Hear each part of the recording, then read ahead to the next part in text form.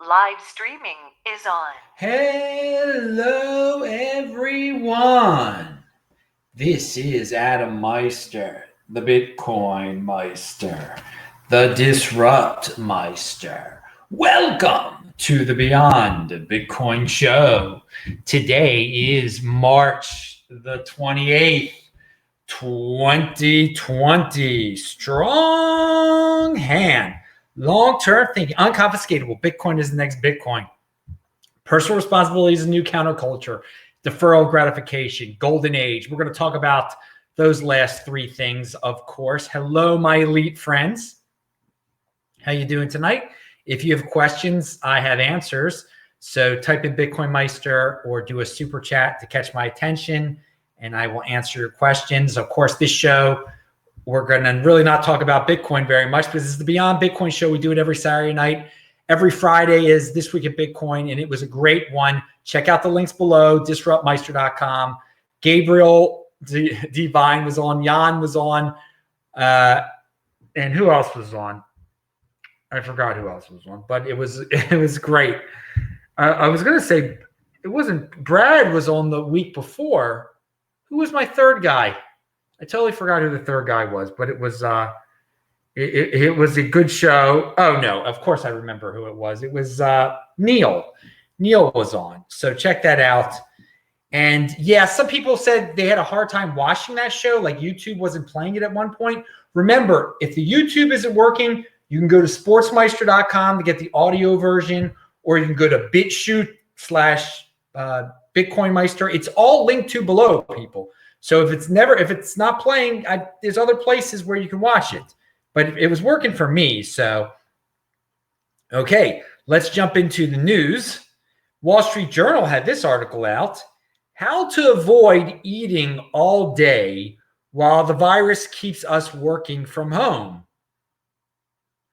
I mean, come on, people. Is this what it's come to? You don't have any self-control. You don't have any conviction. You're home and you feel the need to go into the refrigerator constantly.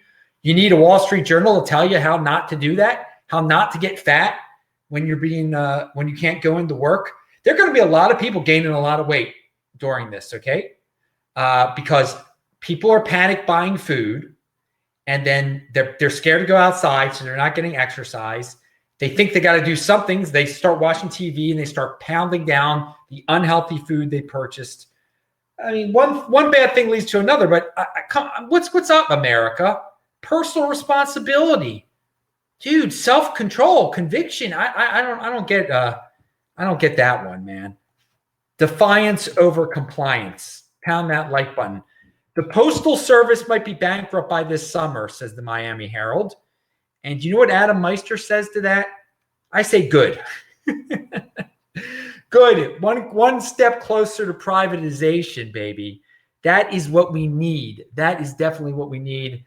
Less federal bureaucracy. Let Amazon take over or whoever take over. They'll run it a lot better. I don't even know why we have these post offices anymore. It's completely ridiculous.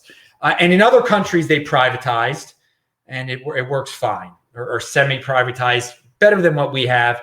So, but I believe the bailout bill might have bailed them out. So that article might be a little outdated at this point. Oh, it's a constantly changing situation here. Let's get to the next topic at hand. What do we have here? So, here, politics. This is from a Bernie supporter, one of those paranoid Bernie supporters. I wouldn't be surprised if the corrupt DNC encouraged them to speak up. And he's talking about a lady that's accusing Biden of wrongdoing, should we say, to speak up now so that they can put Cuomo as the nominee to steal from Bernie in 2020, so it won't look like they're the unendorsed Biden camp. So, okay, whatever. The point is yeah, I believe, there are rumors coming out. Women are speaking up suddenly against Joe Biden, and that he did something bad to them. And yeah, I think the DNC they're not trying to rig it against Bernie. Bernie's not even a Democrat. they're seeing that Cuomo is loved by people, and he's a lot more competent than Biden. So why not bring out the ladies now? Why not do whatever you're going to have to do to take him out if he's not going to voluntarily get out? So that's probably a pretty good theory. It's really got nothing to do with Bernie, but well, I read the tweet. So the thing I've been saying now for a week is that the people, the Democrats have come up with a pretty good idea. Like, hey, if everything's canceled, we don't need elections anymore. Why go with this old dude? We can go with this guy who's the flavor of the month, Cuomo, and whose brother is on CNN. So it'll be good. So keep on keeping your eye on that. There's a pretty good chance Biden will not be the nominee. All right. Now,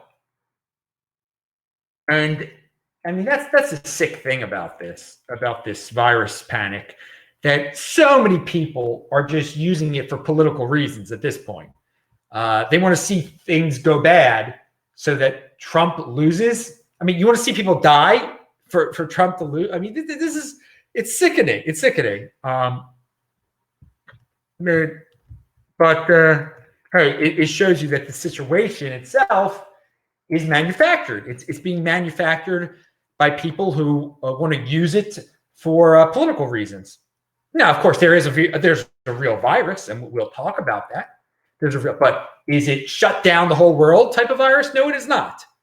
But there are many people who are willing to put many people out of jobs just so they can have a political victory. Nice sociopathic way of living there, people. But it's people like me that are going to call it out, and hopefully we can put an end to this soon. I mean, get everybody back to work. There is no reason for everyone to not be working now, or the great majority of people not to be working now. We'll get into it in a second.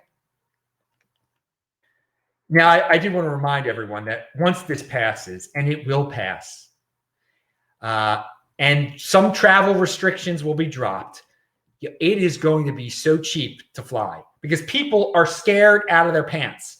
And there's going to be a huge chunk of people that no matter what information you present to them after this is over, that everything is safe, you're not going to catch anything, it's over. They're not going to want to get on a plane. They're not going to want to go to Asia. They're not going to want to go to all sorts of places. They're not going to want to go to Italy. So for people like me who are level-headed, who are logical, I mean, it is going to be a pleasure just getting cheap flights. Maybe I'll go out to Asia, hang out in Hong Kong, Taiwan, wherever.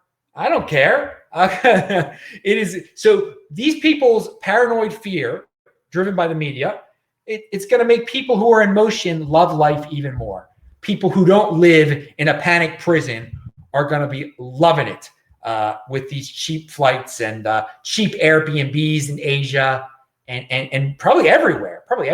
So I'm really excited about that. Really looking forward to it. And there have been so many of you that have said, how can I live that lifestyle? What's the first step? Well, there, you're going to get a first step right there. You're going to get a great first step. It's going to be so cheap. And who knows, the way the government's printing money, maybe the government will be paying, everyone will be getting a UBI or something, and that'll be your income then. Not that I encourage the government to do such a thing, but you see what's going on. We're going to talk about the trillions. Oh, wow, the trillions. This is a time to have a big, happy smile on your face that you've got a real asset with Bitcoin when they're printing up this crazy paper. All right. And I do wonder, people are dying from this virus. There are besides old people, there are sick people dying from the virus, people with pre-existing conditions.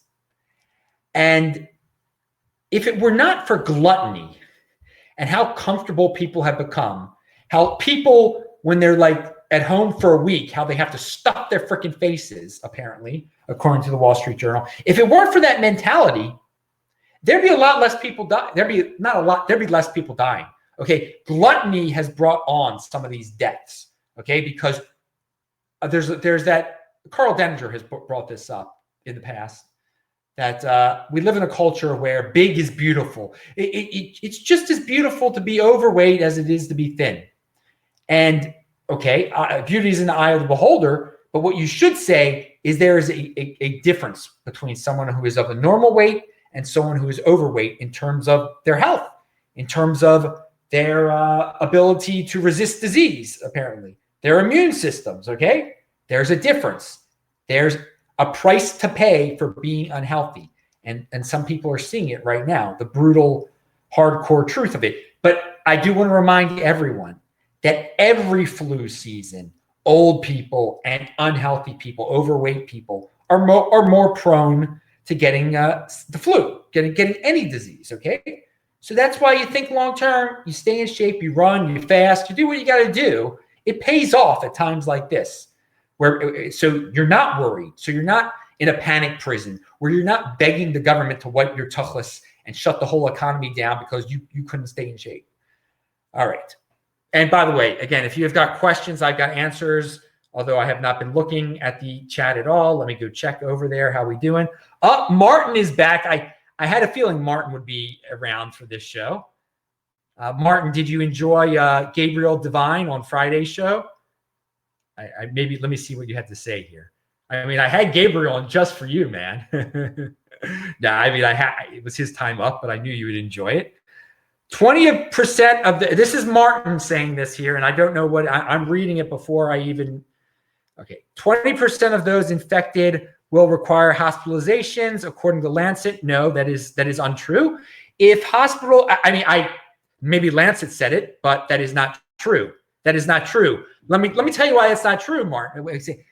If hospitals overloaded, those people will die. Conservatively with hospitalization. No, and first of all, hospitals are not overloaded at all in the United States. That is also a lie that has been going on. We'll get to that in a second. But you said 20% of those infected will require hospitalization.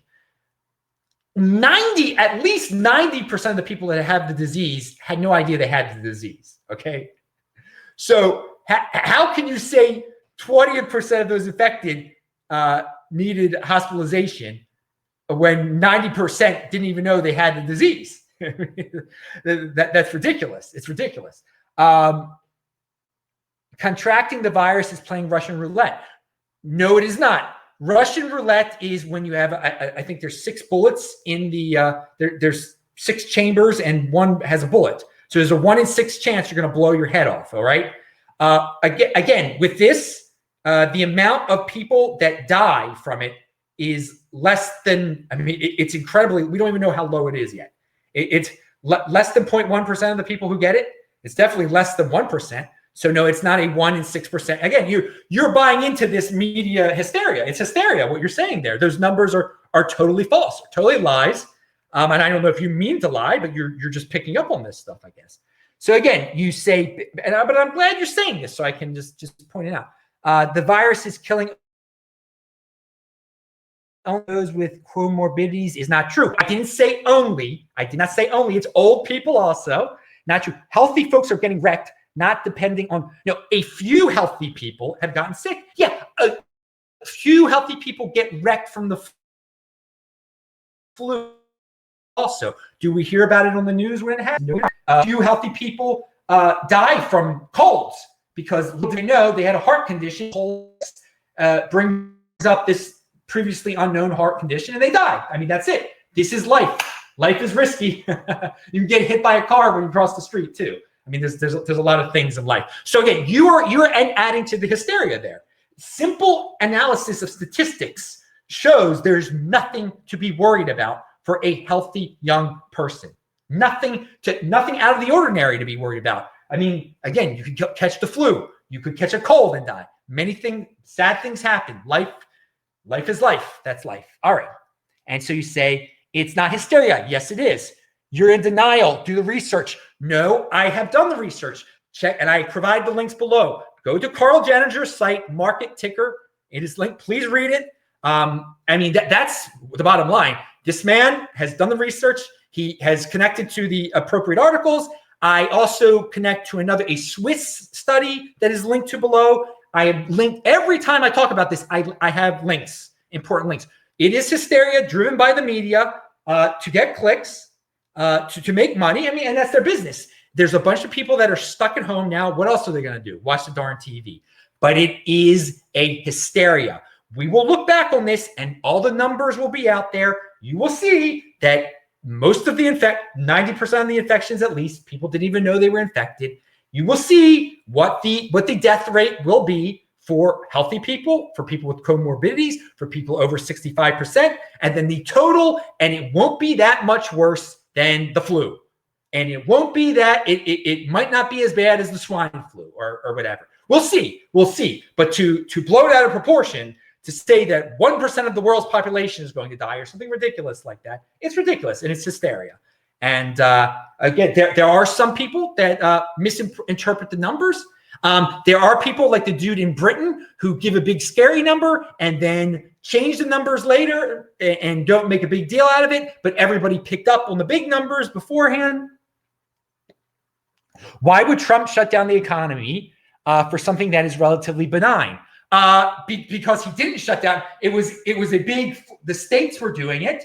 He wants people to get back to work. He was not fully aware of the situation at the time. I mean, it's an ever-changing situation. People were not as sure as they are now of the current situation. He wants people to go back to work immediately. At the same time, he doesn't want to lose an election, okay? The media is driving the narrative right now, okay? So he doesn't want them to say, well, this person died because they didn't have a ventilator. That person was going to die anyway, but he doesn't want to lose votes, okay? So yeah, I am thinking about it, Martin. I'm thinking about it a lot. If it is relatively benign, he doesn't want to lose an election. This is, and I mentioned it before, it's about politics. He wants to gain an upper hand in the narrative here before he sends everybody back to work. But it's coming soon. I mean, he's leading. He wants everyone to get back to work. He doesn't want millions of people to lose their jobs too, because that's another way you can lose the election. So there's a balancing act here. He's got to be careful. I mean, if he didn't care about the darn election, which he shouldn't, a true public servant would do what is best for the country. What is best for the country is sending everyone back to work that wants to work. Okay, and telling old people, lock yourselves up if you don't feel comfortable, because there's going to be a lot more damage in terms of deaths, in terms of health, in suicides from people not working. Okay, there's going to be a lot, and Karl Denninger has provided the numbers. I've linked to them below. And so, but at the same time, with hysteria, with the media against him, with people willing to see people die in order for the Democrats to win, he's got to be careful how quick he can say the truth. Okay, he's got to be very nuanced about it. He's got to take a nuanced approach to this. So no, it is not as just because he went along with the flow and shut down. I don't like saying he shut down the whole economy because, again, California's governor did it before he did it. It was a slippery slope, and at some point he couldn't go against it. All right, but you're still saying thing. You're looking at this through a lens of an American. I am looking at through it that in Japan the deaths have been less. In Korea it has been less. They are not panicking. They have taken care of themselves. They didn't have to shut down everything in these other countries. So no, I do have a worldly way of looking at this, okay? I know what is going on in the rest of the world. I very much understand what is going on, and that it is media hysteria here in North America compared to more of a personal responsibility type of approach in places like South Korea and Japan, and where they wash their hands and where they wear masks, et cetera, et cetera. Okay, so we've actually covered some of the topics that I'm going to get into in a second, but I'm glad you had those questions. All right. Let's move on. I want to talk about the golden age real quick. Despite the fact that lots of businesses have shut down, when I was running on Friday, I saw another delivery robot on the sidewalk, and I thought that was great. they're just so, and I started waving at it because I think there's it's got a camera on the front, and I think it is actually broadcasting to some place. I had such a huge smile on my face to know that I'm living in this era where there are delivery robots on the sidewalks going from place to place. It was freaking awesome. Again, this is the third time I've seen one. And it was it's again off of La Brea and Beverly. It was. So this whole situation is such a test. Let's put a positive spin on this, on how free people want to be, on people's ability to think for themselves. How scared people get. Who would you really want with you if there was, if you were a soldier in a real war? Now, I don't like these war analogies. This is not a real war at all. Okay, don't let people call this a war, because they're taking you down a really sick and fascistic path where you're like, we must defeat at any cost. We must defeat the virus enemy for the good of the state. For the good, it is so scary. It's killing so many. It's an atomic weapon. Look how dangerous it is. We must destroy it. And then you start scapegoating the people who made the virus. Apparently, no one made the virus. This is no. I'm not here to blame other countries. I'm here. The virus exists. Let's analyze what the virus is. Let's not scare people and put them in a war mentality. But again, if there was a real war, who would you want with you? Okay, would you want the people who are panicking now? Would you want the gullible people who repeat the stats that are overblown, that can easily be disproved, that the media sometimes even quietly says? I mean, it's so funny. Trump, logically, people don't want people to die here. Okay, you want to keep people out of the hospital. So if this is a serious disease and there's a way to stop it or a way to prevent it with a pill that already exists, that is been around for years, that anti-malaria drug, why wouldn't you talk about it? Why wouldn't you put that out there as an option? If everyone's so scared about the hospitals getting crowded, why wouldn't you talk about a simple, cheap pill that already exists? But we have people that are like, oh no, Trump doesn't know what he's talking about. So no, that's a fail. The malaria thing is a fail. No, it's not. There are doctors that are buying it up. There are doctors that are giving it to people. But just because people hate the president and want to get ratings and want this thing to continue so they can benefit. I mean, it's like at any cost. I mean, this is so simple. The malaria pill makes a huge difference here. But for some people, it's I don't know what it is. I don't know. It's a really weird. You wouldn't want those people side by side with you in the trenches. I will tell you that. The people who are not willing to try anything. Like, I mean, it's unbelievable. Okay. Saboteurs. I mean, they're sad. I mean, that's like a saboteur right there. I mean, it's definitely. It's a. What's the word I was looking for? Well, it isn't one of those. I was going to say it's a tattletale almost.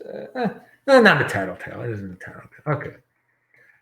There are plenty in this society. Everyone is encouraged to be an informant now. Everyone's encouraged to be an informant. Oh, that person should be arrested because they were in a park. I mean, that's what we've come to. That's what we've come to in this situation. There are people that just want bad things to happen. That's just a sick mentality. It's just a sick, like they've dreamed of it because they've seen movies. They've seen these scary zombie movies and now they want to live it. All right. So yeah, there are some people out there that are like, "Ooh, China brought this on. Oh, if only Trump would have cut out, we shouldn't have let China in. We should have done something to China beforehand. China this, China that." Everyone's blaming China. But then some of these same people, and these people are hypocrites. They're like, China is so horrible. But at the same time, they're like, yeah, we have to shut down the economy. We should lock everyone up. They want to have a totalitarian society like China has. Like China has locked down their people in an authoritarian type of way. And some people like that. So on one hand, they'll say, oh, China is horrible. But and this is like Scott Adams saying, oh, China's so bad. But then he's like, well, we should lock everybody down. This is, no, you hypocrite. If China is the enemy, why should we be replicating what China did? It's sickening. All right. So, yeah. So I've said in this, you can kind of boil down this whole virus situation to two sides. There's my side.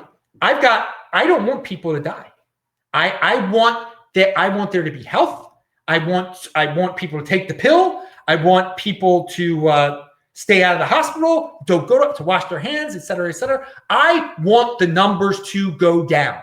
I want the numbers to go down. I don't want the numbers to be big. But then we have the other side. There are people who are like, no, you're so wrong, Adam. You're so wrong, Adam. The numbers are much larger. The numbers are much larger. So many people are going to die. The hospitals are going to be, they see it that way.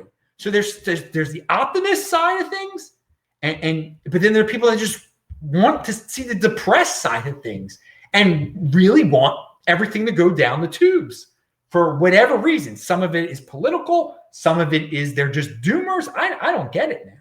I don't get it. Pound that like button is what I get, though.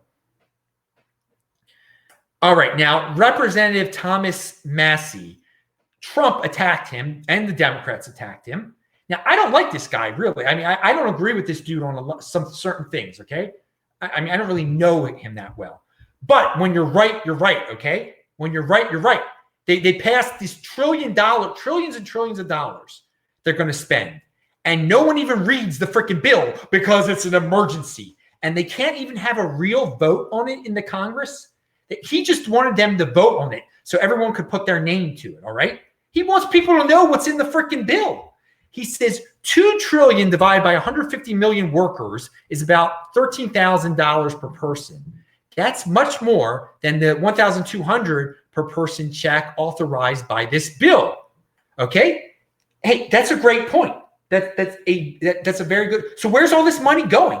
It's unaccounted for, so much of it. Why can't they argue over it? Why can't they talk? I mean, this is the logic of like, let's do anything because it's an emergency. Let's lock everyone in their houses because it's the emergency.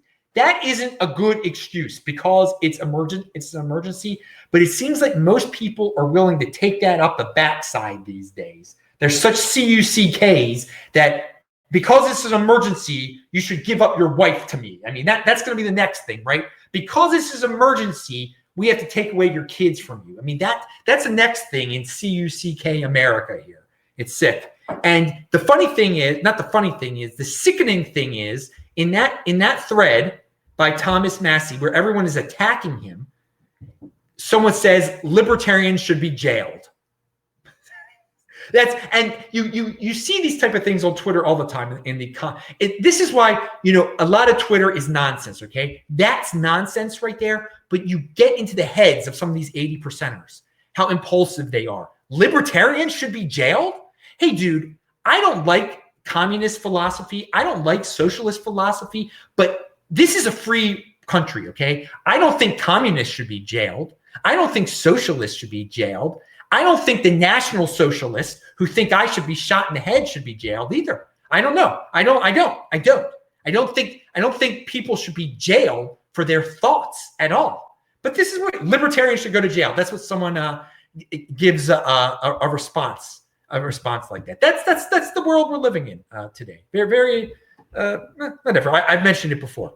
Now, but hey, check out the links below. You guys can see it yourself.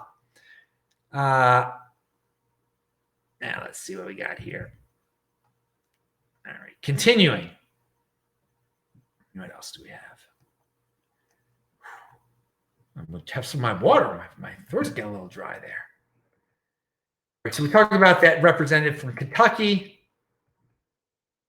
He does have conviction in what he stands for because everyone fitting in is overrated, to say the least. Everyone was disagreeing with him on that. Every side was attacking him on that. But I mean, again, when you're right, you're right. He was right there. seeing this is from Barnes Law. This guy is pretty, I forgot what his full name is, but his last name is Barnes. Seeing very few hospitals at unusual capacity levels due to the virus from any actual data. Data from Arizona and Nashville showed below average capacity. Flu virus sends some hospitals into overcapacity frequently. That's important to remember, people. We have had flu seasons where hospitals have had to set up tents outside and stuff. This has happened before. And they didn't shut down the whole economy. Where is the data proving way higher than flu hospital overcapacity? A very good question, dude. Very good. You're hearing a lot of people screaming, all the hospitals are all going to be crowded. All the hospitals are crowded. They're not. They're not.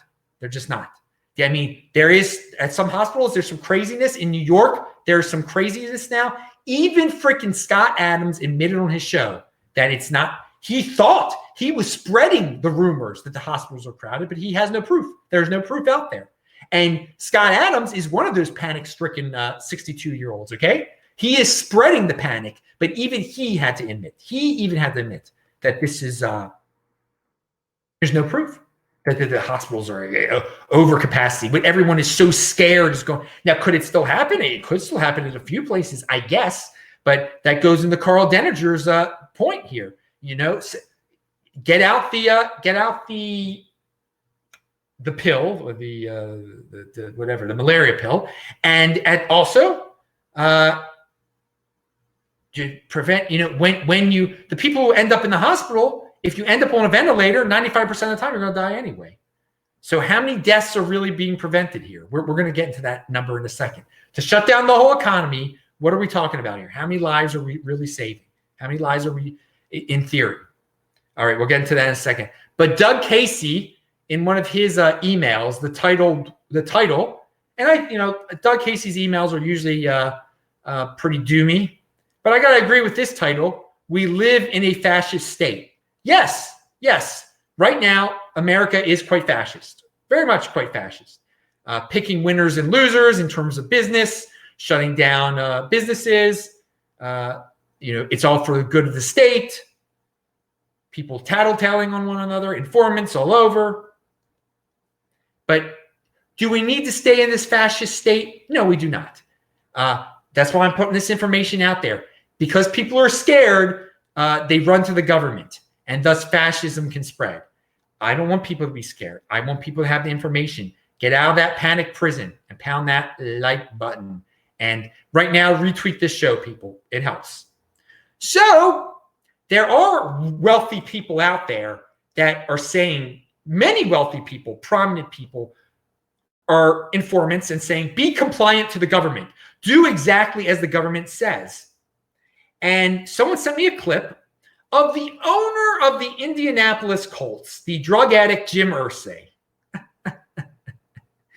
Well, the drug addict Jim Irsay, I linked to his tweet below, where he says this. He says he's actually either on drugs in this or he's drunk. It is so obvious there's something wrong with him in this tweet. But he says, follow the government, what they got to say, do it. I mean, this is so pathetic. And it just brought me back. It gave me a flashback. And so I linked to a video that his father, Robert Irsay, was in. He sounds quite similar. His father was intoxicated in the video. So that's the similarity. His father is just babbling on it. And I just thought, wow, my, oh my, you have a football team and, people are jealous of people who own football teams. People are jealous of rich people because they're rich. But you'll see that Jim Irsay ended up just like Robert Irsay. And, that's, you wouldn't want to be either of those dudes. And it's quite interesting that tweet actually is brought up today because, of course, in Baltimore, one of the worst days in the history of Baltimore was March 29th, 1984. It started at the evening of March 28th, 1984. So right around this same time, 36 years ago, the Baltimore Colts snuck out of Baltimore in the middle of the night, led by Robert Irsay. And it was his team. It was his team. There's no doubt about it. But he did sneak out in the middle of the night for some reason. and it was snowing that evening. And anyway, check out the links below. And I am from Baltimore originally. And that was the day, March 29th, 1984. That really was the last day of blue collar Baltimore. That was a day, it would never be the same. It was a very sad day. Again, things are different the old sports and all that stuff. It used to be a lot different than it is today.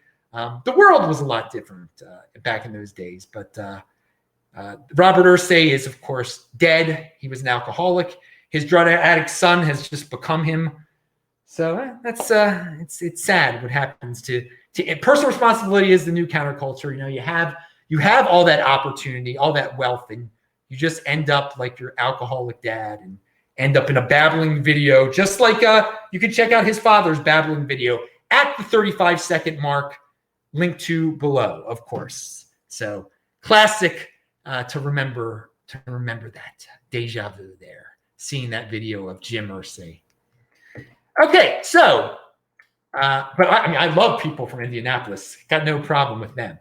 Now, here is from the market. You never know what you're going to get on this show.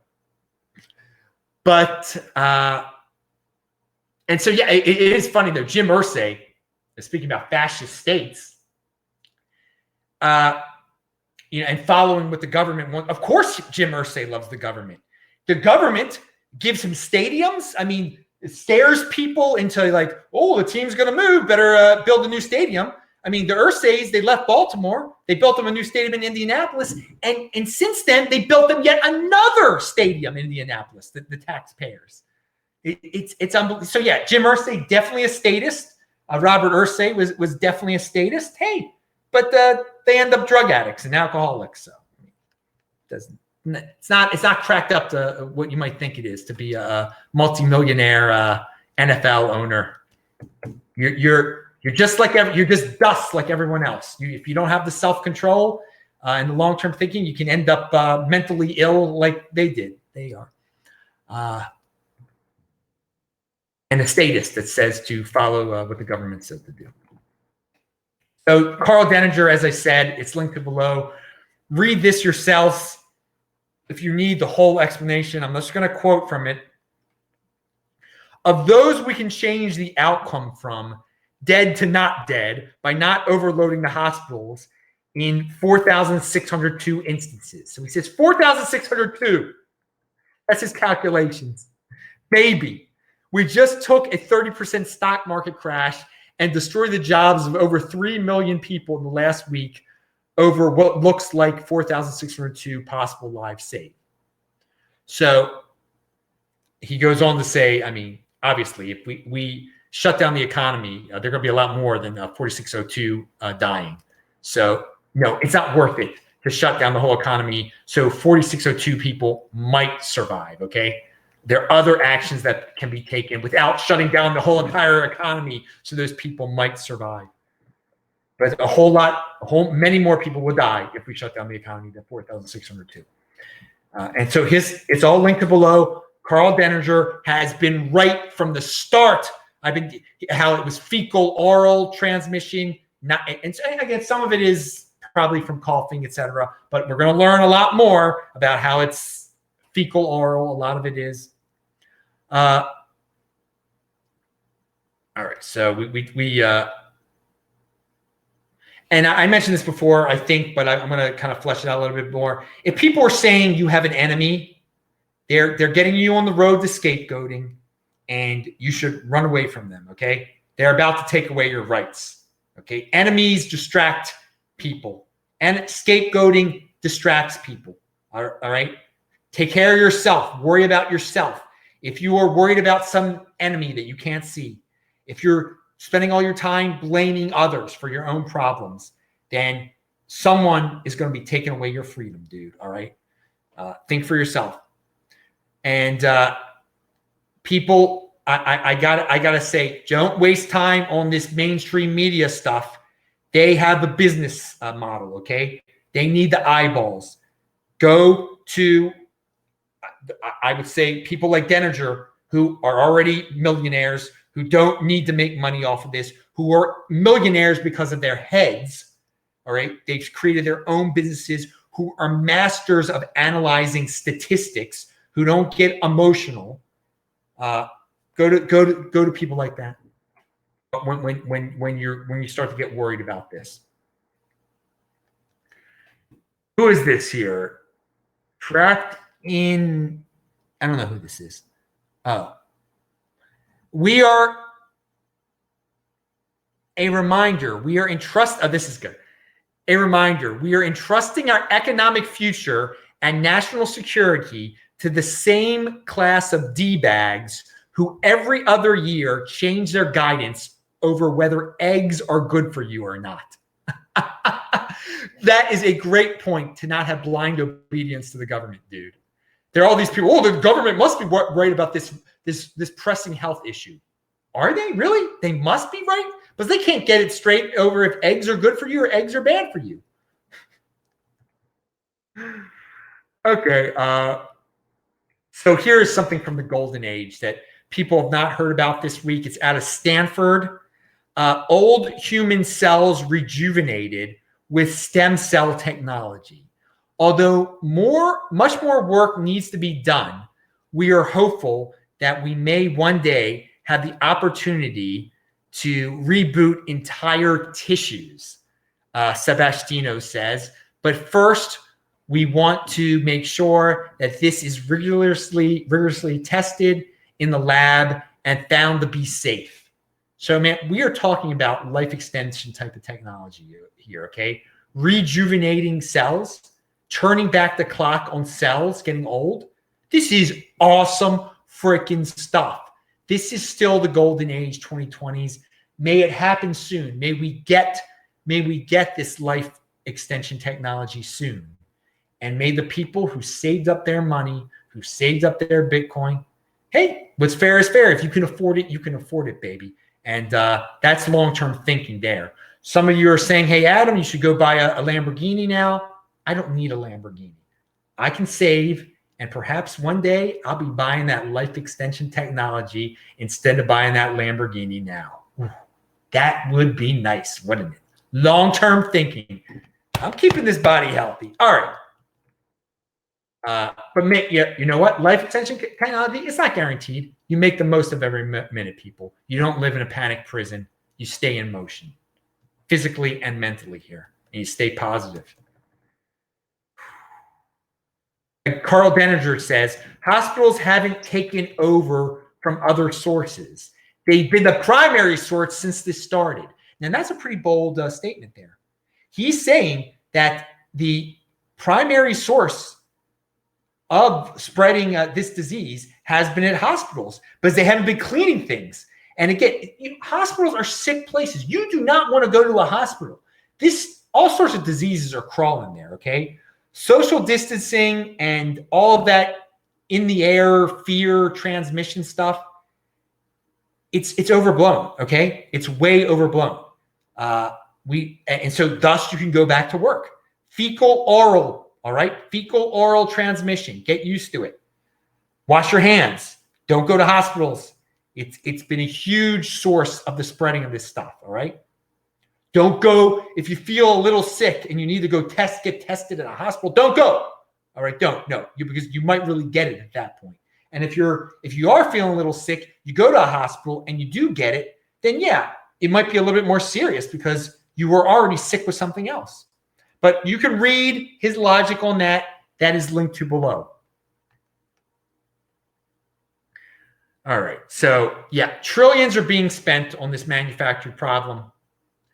And think about it. I want you guys, I forgot who brought this up, but you hear about $2.2 trillion or $3.2 trillion.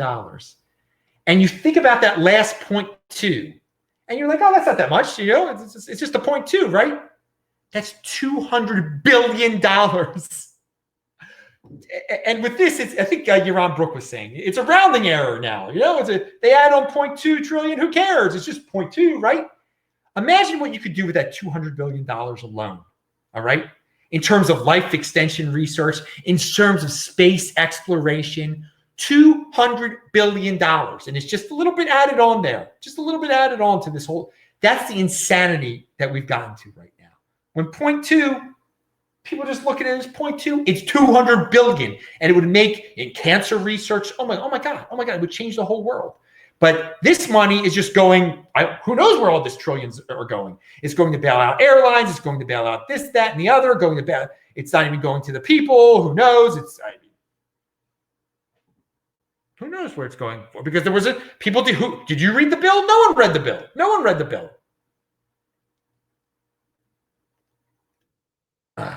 Now, there's some people that are so hooked on the politics thing is sickening. There's so many conservatives that are used to blindly following the Drudge Report and blindly following Fox News that they see what's on Drudge Report. They see what's on Fox News. They're like, well, those are conservative sources, so they must be right. No, dudes. They're media. They want to scare you just like CNN wants to scare you, okay? It might be a little bit different, but to say that Fox News and that Drudge Report isn't adding to this hysteria, that's nonsense. They are adding to the hysteria. They are printing those articles that the 19-year-old that died, and they don't tell the whole truth about what happened. It's so many people. I've told you what the blueprint is of the media. They're going to show you the extreme cases to scare the living, but you know what after you, okay? The 40-year-old who died. He was a marathon runner, but then they don't say his underlying condition.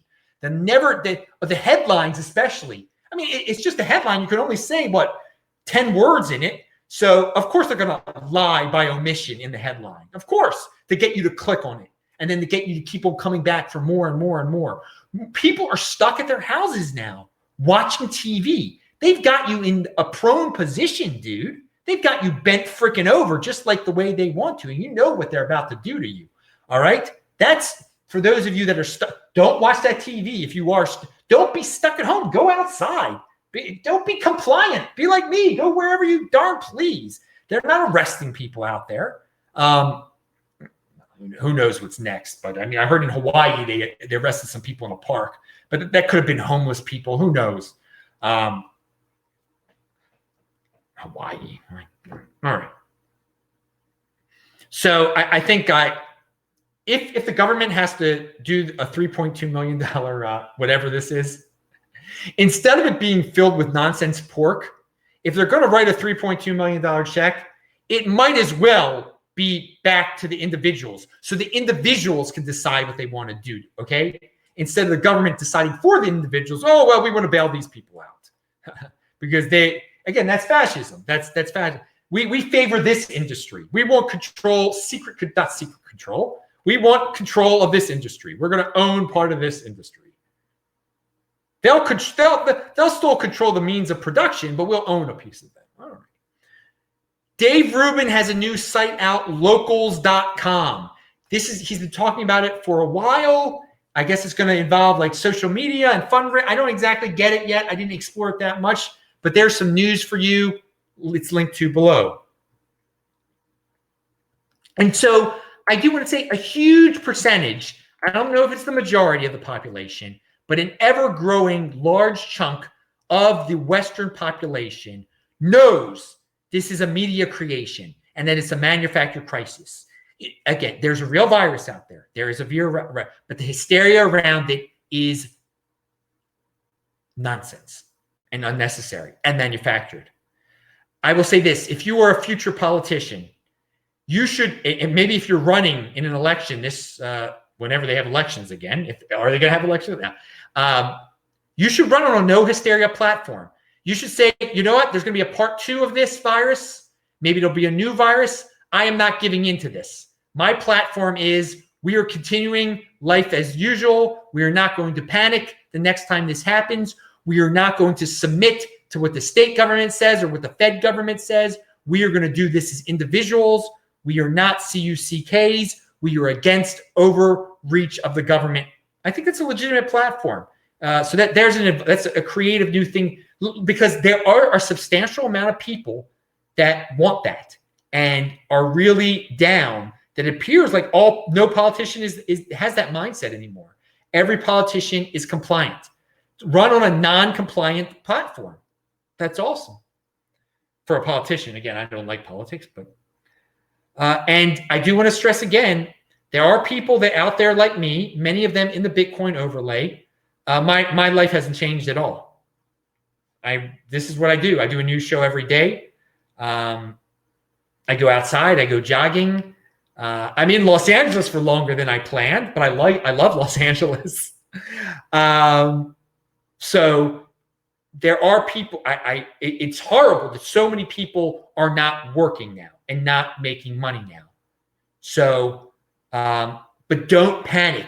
Don't do anything rash. Don't sell your assets because this is going to end one day. And for people like me, for wealthy people, we're going to come out even wealthier after this. All right. Because we're sticking with our assets. Our assets are going to be worth more than ever because there's going to be more money floating around. All right. And, I mean, again, if you value your wealth in that fiat free type of stuff. But yeah, I just don't sell your real assets. When we come out the other side of this, real assets are going to be real important to have. And most 80%ers with their checks, some of them are going to have to, spend their checks. But some people who don't have to spend their checks are just going to waste it away on stuff and not really invest it properly. So stick with your system. Stick with the course because the 20%ers who are productive, who can stick with their systems through all this, it's not really affecting them as much. And especially afterwards, it's going to be a good time to have real assets.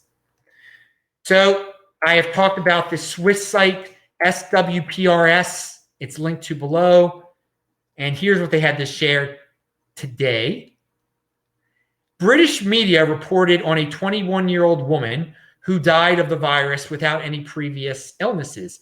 However, it has since become known that the woman did not even test positive for the virus and died for another reason, possibly even suicide. The virus rumor had arisen because she had a slight cough. And you people are falling for that stuff. Be careful. You see a big scary headline. It's probably not true, dudes. It's probably not true in this day and age. They want the clicks. All right, who do we have here? Down in New Zealand, who do we got? We got Barefoot Barry. What's up? Food was a lot different 50 years ago also. It was. A lot less processed food from what I've been told. Roman Q says, to put it in perspective, I read that Christopher Columbus burned $40,000 every minute from 1492. It still wouldn't equal 2.2 trillion. Wow. That puts it in perspective. 40,000. Oh my God. That's amazing. That's an interesting way of looking. Yeah, $1 trillion is a lot of darn money, man. All right. What do we got here? And Barefoot Barry said, would never sell or encourage anyone to sell Bitcoin. Yeah, who is insane enough to sell Bitcoin at a time like this? Brad Mills was on the show. I like Brad. He sold some of his Bitcoin. I mean, Brad Mills has also bought into the hysteria. I mean, you can watch the show for yourself. It's a link to below, techbalt.com. It was at techbalt.com, TECHBALT. You can see all the This Week in Bitcoin shows. And Brad was on it 2 weeks ago, or a week ago. It was a week ago from Friday that just passed by. So I just want everyone to see my awesome Bitcoin to the Moon shirt. Can you guys see that? Bitcoin to the Moon is in beautiful Melbourne, where I guess it's fall now. I can't wait to get back to Australia. Unfortunately, the Australians are as insane as the Americans, so it might be quite some time. I had planned to go to Australia in November or October. I hope things can get straight by then. I don't want to go for Australia in 2020. I've been to Australia every year since 2015. I don't want my streak to end, man. That would be terrible. I love Australia. Love it. All right. Okay. I love my people from Australia too. And yeah, I love New Zealand too. Barefoot Barry, please, please. But I haven't been there since 2016. Bitcoin to the Moon said, hey, thanks for the shout out. You rock. Hope to see you in November. Yeah, man. Let's hope for our West. The Western nations should come to their sanity with all the statistics that are out there. But the funny thing is, these sociopathic politicians are still going to say, you see, we saved the day, even though we were completely wrong about the way it was transmitted. We were completely wrong about all sorts of statistics, and not as many people died as we were, dooming it up, as we were scaremongering. It was because of us. And half the people will believe that. What Mind the Gap says, the media promotes fear and the politicians exploit fear. The ultimate truth machine just does what it does. Oh man, this is great. Without consent, no matter what the threat. Security truth machine, Bitcoin. Pound that like button. All right, dude, that was a good one. I do see something there. Should I even all right. No, I'm not going to comment on that. So someone saw someone bring up Bill Gates there, but well, why speak of him? Yeah, Gabriel, if you like Bill Gates conspiracies, watch This Week in Bitcoin. Gabriel said one that of course I 100% disagree with. But when you got Gabriel Divine on the show, you never know what's going to come up. I mean, I knew something like that would come up. some conspiracy, something will come up always when Gabriel's on the show. I like Gabriel though; he's a good guy. All right, UFC is on April 18th. Dana White, he might be making a very savvy business decision, says Brian Jackcatout. April 18th, they're going to have the UFC 249 somewhere. And I think that's a great decision. Life goes on. It's April 18th. That's 3 weeks away, right? Why not have a sporting event then? And it's going to be like at a private, it's not going to be at a big arena. Why not? And I do want to say that it's not that revolutionary because next weekend is WrestleMania. They're having WrestleMania. Now, again, wrestling is choreographed. It's not, it's predetermined. But it involves men grappling and touching each other and sweating over each other, and people obviously taking risks to get all sorts of diseases when you're doing that. Now, there won't be again, that will be in the studio also. They're carrying on with their business. And some people are looking down at the WWE for doing that also. That will be taped, I believe. The UFC thing will be live. So that'll be, I guess, the first live event. And that's a real sport. UFC is a real sport. So more power to them. More power to them. So I think Dana White is making a savvy business decision, to tell you the truth. Because who's his demographic? It's young men. And who's young men who are into fighting and staying in shape, getting to have that UFC look to them. Those are the last dudes that are who are going to die from anything, really, except for getting punched in the head, I guess. So, yeah, good for Dana White and good for Vince McMahon, too. But be in motion, Dana White and Vince McMahon. Yeah, so I mentioned already traveling to Asia. I talked about the TV watching going up. Don't just sit down there, get fat, and watch the TV, okay? I don't know how many different ways I can say that. Eggs. We talked about eggs beforehand, but this is an egg story from Boston. And the virus has boosted egg prices because people are panic buying eggs.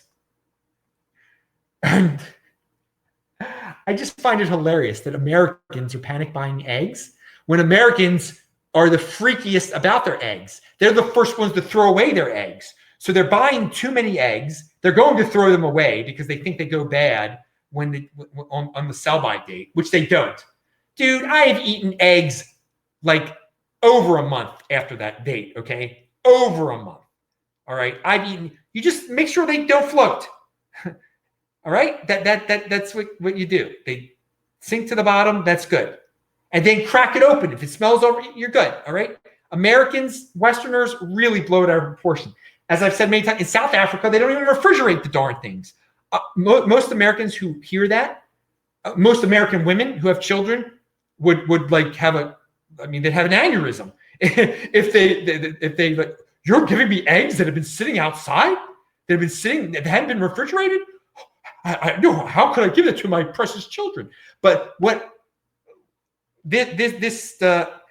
I want to say another thing about these eggs. So Americans are going to be getting these eggs. They're going to be throwing away, thus wasting their money, just buying way too much food. But on the other side, if you're worried about egg prices, all right, and they are going up because people are buying them, supply and demand, you should tell your local government to tell the supermarkets that maybe temporarily they should drop those draconian regulations on the supermarkets, or at least make the supermarkets. Now, I don't know the exact rules, but I do know what happens. Supermarkets in America, and probably in Europe also, if one egg cracks in a 12-pack or an 18-pack or in a 6-pack, they throw the whole thing away. The whole thing. They can't just get rid of that one egg, toss it out, and then replace it with another egg. They can't do that. They can't do that. Now, I believe it's illegal to do that because of regulation, or maybe they're scared of getting sued. But if we're having an egg shortage, maybe that should be rethought right now. If there is actually laws against that, they should be dropped, or you shouldn't be able to sue anybody over that.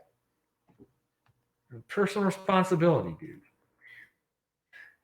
Ooh, let's see. National Review. Okay. I mentioned this on another show, but not on the Saturday show, so I'm going to quickly go through it. They say draft Cuomo movement could be in the Democrats' future. There's already a draft Cuomo Twitter feed. It's linked to below. And finally, and so I've taught, I think you guys get it by now, that I really think that a lot of the focus on the media on Cuomo is so that they can get him to be the Democratic nominee. And so when I was walking today earlier, because it wasn't a run day, I never run on Saturdays. I was walking through the alley, and I went by a homeless man. He had sent up a pretty nice tent. Some homeless people have some pretty nice setups. I don't understand how they get it, but whatever. I mean, I think some are giving good tents, and they eventually get destroyed. But this guy had a nice tent, and from a distance, I could hear music emanating from his tent, because he had a pretty good sound system coming from his tent also. And it was a song called Mary Jane's Last Dance by Tom Petty. And I linked to it below, and I like that song. I like that song. It brings back memories, and I think it's not my usual type of music that I like, but it put a big smile on my face, and I think some people get a kick out of it. And that's an LA story right there. Walking in the alley, see a dude living in a tent, and he's playing Tom Petty. All right, dudes.